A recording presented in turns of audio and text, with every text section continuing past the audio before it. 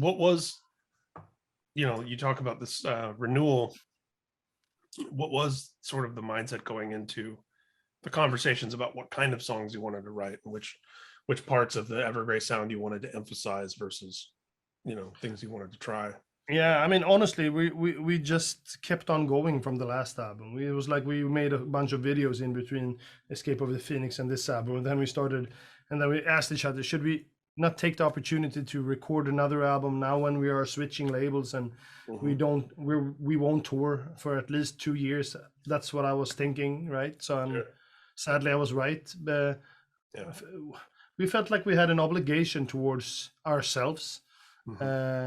But also the community of people listening to us. What will happen if we get all the time in the world that we have had during these? If we put all of that into the music that we write, will it get better or will it be different? What I have discovered is that we have made an equally great album, according to myself, as Escape of the Phoenix and all of the other albums, but without having to wear ourselves out to the point that we have to rest for 6 months, right? So, and usually you go on tour after this, and then that cycle is started, right? And then it's like that up until the next recording. So yeah, it's been and hence that's why I've had all the energy to do all of these other stuff at the same time too, or at least it feels like at the same time. Yeah, well, and the opportunity also, I would imagine, to sit with the material and the recordings a little bit longer and think about the ways that you might polish or tweak, or even change. Yeah, but we didn't exaggerate that part of it. We're also at the point in our career where we know what works best in terms of how should we write and record an album. We met up, had a meeting. I think it was the day after Escape of the Phoenix came out, and we said, should we do this now?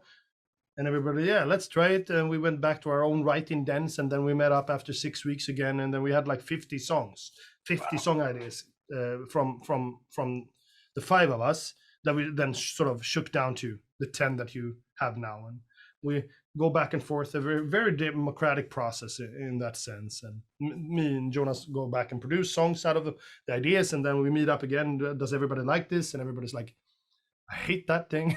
I hate this. I hate your voice. No, not really. But so by the time that we recorded the bass and drums for this album, they had already finished tracks to record onto, right? So they had all the vocals, all the guitar solos, all the keyboards, everything. And they could play with that, right? And then they tracked themselves into studio and recorded live, which gives it this more vivid feel to and it's thanks to them being so talented, so Jesus, I'm babbling. No, not at all. This is what we do. Trust me, there's always someone in the comments who said I didn't ask enough. Yeah. So. Well, let me talk to that person for this interview. Well, that brings us right up to the present day, which has been quite an excellent journey on the disc dive. I think something I wanted to mention to you, if this is correct, the internet says you were born in December 73. Is that right? Yes. I'm November 73. So you're older. Yes. So I'm the elder of this conversation.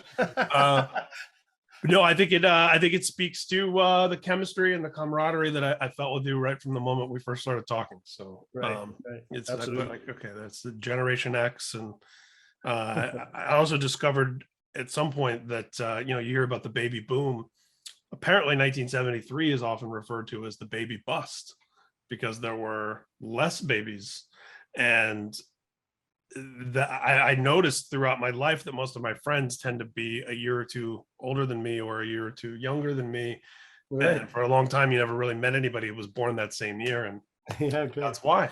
Yeah. Henrik in the band is also born in 73. So. Nice. Dave Chappelle. That's another one we can count among us. Oh, wow. Comedian. Yeah. Him and Neil Brennan. And also Corey Taylor is another December 73. So. Oh, that's weird. Yeah. If I would have guessed, yes, I maybe would have guessed that actually. Right. Yeah. Isn't that interesting? Yeah, it is actually. So yeah, man. Well, thank you so much for taking the time to do this. It's very awesome. By the time this goes up, people will know that you appear on a song called Silence of the World with the band Demon Hunter. And Perfect. it's fantastic. And there are, we'll post links to places to go look at your discography, because there are a number of other things that we couldn't possibly have covered while talking about just your studio We albums. would have been here all week. All week.